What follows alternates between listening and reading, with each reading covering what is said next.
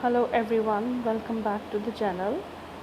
Today we will learn about the poem of class 10th, A Tiger in the Zoo. So it is very clear by the title of the poem that we are talking about a tiger who is in the zoo. So the writer, the poet of this poem is Leslie Norris. So before starting the poem, just think that whether you have visited a zoo in your life or not. Think. Okay. So whenever you have visited a zoo, you would have noticed that the animals in the zoo are not much happy, right? Because they are not living their normal lives. Yes, because they're not living in the natural habitat, because their basic home should be the forest, right? And now they are living in the zoo. They are caged, they are confined, they have to live in the bars, across the bars, and there are a lot of visitors around them who come to see them, and the children who are looking at them and constantly teasing them as well. So let's start the poem now. So here the poet is contrasting two things together in this poem. Here the poet will talk about the tiger who is in the zoo and the tiger that actually is. That means the tiger, when how the tiger behaves when the tiger is in his natural habitat. That means in the forest, right? So let's start with the first stanza. He stalks in his vivid stripes the few steps of his cage on pads of velvet, quiet in his quiet rage.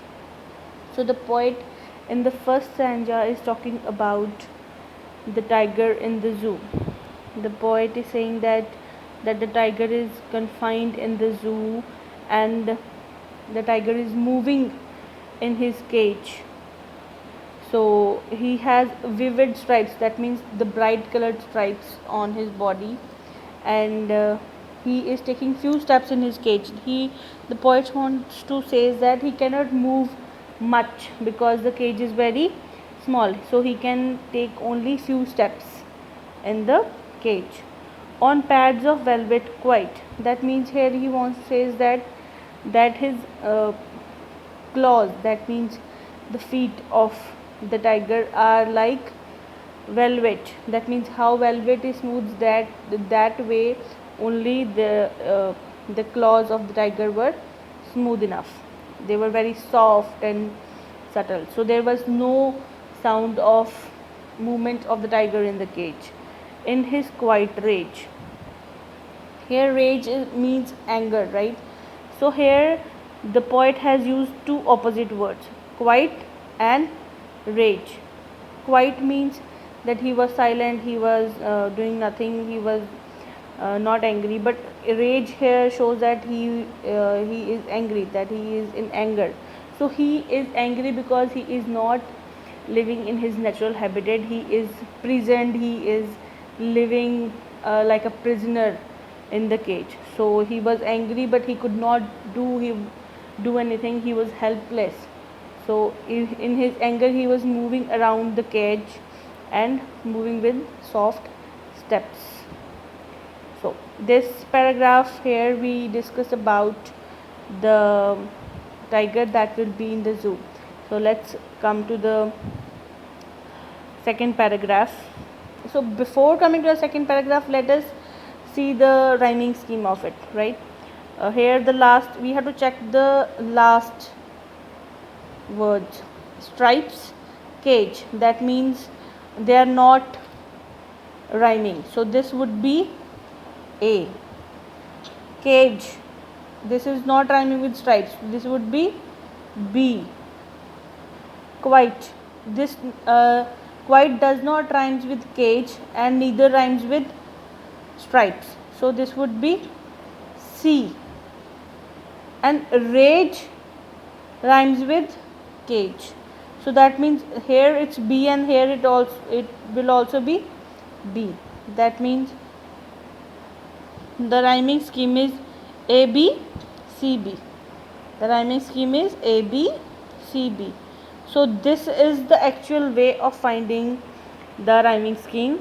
So you can also find the rhyming scheme of the next stanzas that we will read. You have to find it yourself. So let's proceed to the next paragraph. He should be lurking in shadow, sliding through long grass near the water hole where plump deer pass. So here the poet is talking about the the tiger that is in his natural habitat, that means the forest, right? So here he is free, here his natural process of eating, of hunting, right? He hunts and eats his prey. That means he would be lurking, he would be hidden somewhere in the long grass, in the shadows of the long grass, and then would be near the water hole where the deer or other animals come to drink the water. Then he would be hiding himself behind the long grass, and then suddenly jump onto his prey so that he could eat him. So that would be the part of hunting. So he would be lurking in the shadow, sliding through long grass near the water hole where plump deer pass.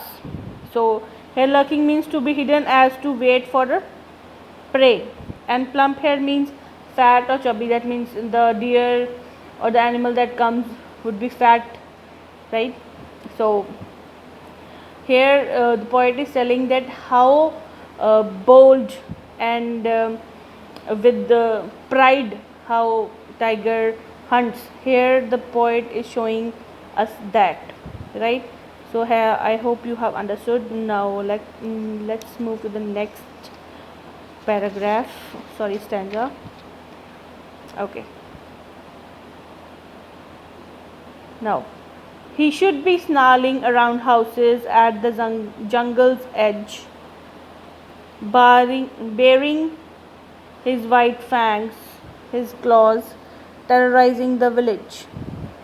So here also the poet is talking about when the tiger is free, when the tiger is not prison, not cage, he is living with pride and honor in his natural habitat. So we all know that on the outskirts of, on the edges of the forest, there are houses. So the tiger would be snarling. Snarling means making angry warning sounds, right, around the houses at the jungle's edge, at the outskirts of the outskirts, that means the outer part of the forest. He would be moving around the outer parts of the forest and snarling people by his uncovered, bearing means uncovered, white fangs means sharp teeth. He would be showing his sharp teeth, his claws, and terrorizing the village. That means he would make him fear. The way he walks fearlessly, and he would be furious to the people, and they would get afraid of him, right? So these two stanzas were the second that we have done earlier, and this third stanza are of the tiger when the tiger is in his natural habitat. So next, let's move to the next stanza.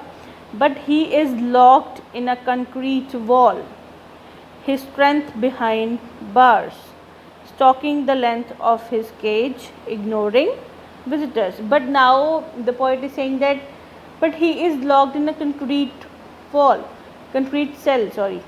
So concrete cell, he is locked in.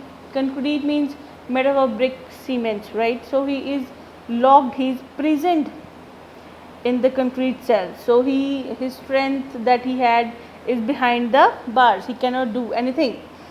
He can just move around his cage and ignore the visitors. He just moving around the length of his cage and ignoring the visitors that have come to see him. So he cannot do nothing. He is not able to go out. He cannot hunt. He cannot kill. He cannot move freely in the forest with pride. So he has nothing to do. His strength is behind the bars. He is unable to do anything. He is in concrete cell, and he can just move in around his cage and look at the people or ignore them that have come to see him. So the next and the last stanza. He hears the last voice at night, the patrolling cars, and stares with brilliant eyes at the brilliant stars. So at night, what happens? The patrolling cars. Patrolling cars are the police officers that are guarding the zoo to look after that whether the animals are in their respective cages, or any lock is not opened, or check that any person is not left behind, right? So they are guarding all the situation, all the zoo. So they hear the voice of the patrolling cars that we have also heard in our natural lives, right? So we hear, especially now it's lockdown, so we are hearing a lot of patrolling cars around ourselves, right? So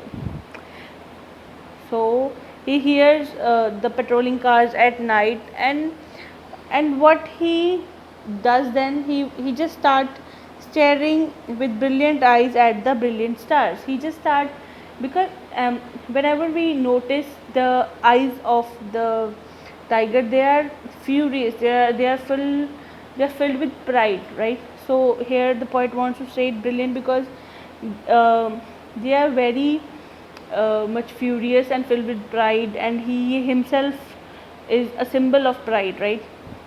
So with his brilliant eyes, he was looking at the brilliant stars because he want to divert his mind so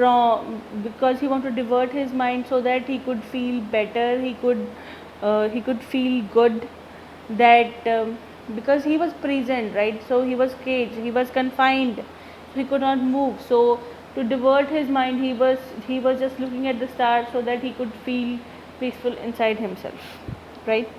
So this was the poem. I hope you have understood all of it.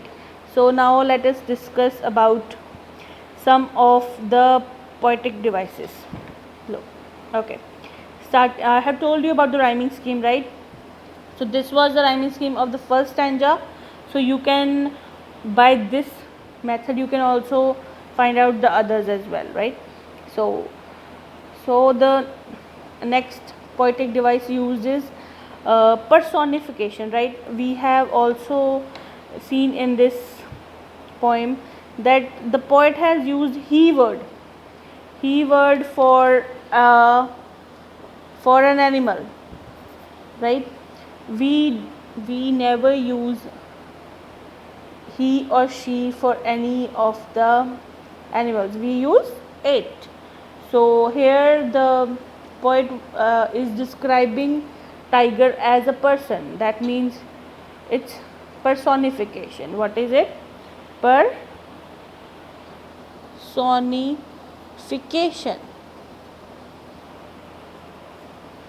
Personification. That means describing someone as a person, right? So let's do the next one. The second one here is metaphor. So here the poet is saying that on pads of velvet quiet. That means the claws of the tiger are said to be velvet. That means the poet is saying that it is a metaphor, that the claws are as soft as velvet. So here the poet has used metaphor as the poetic device. And the next one, there are two others as well. So the one new is in enjambment. It's ENJAMBMENT,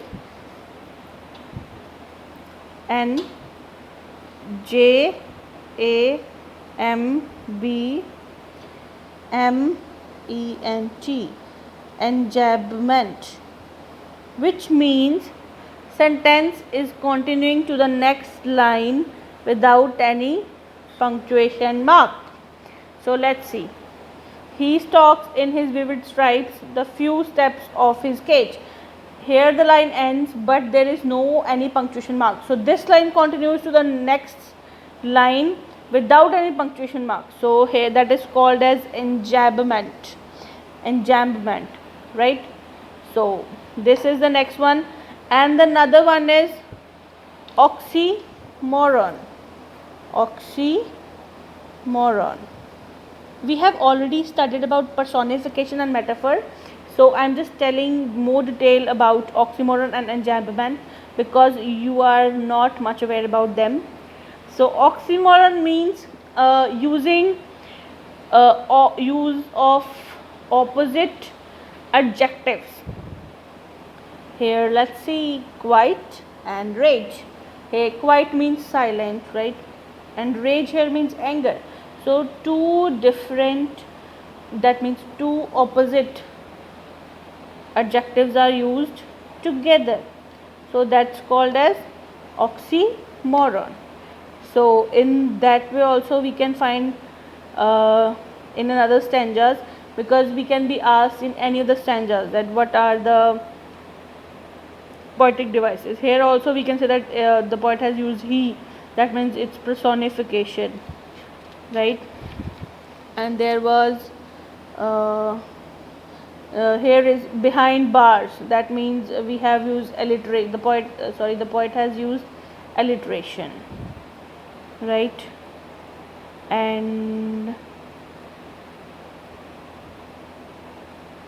I think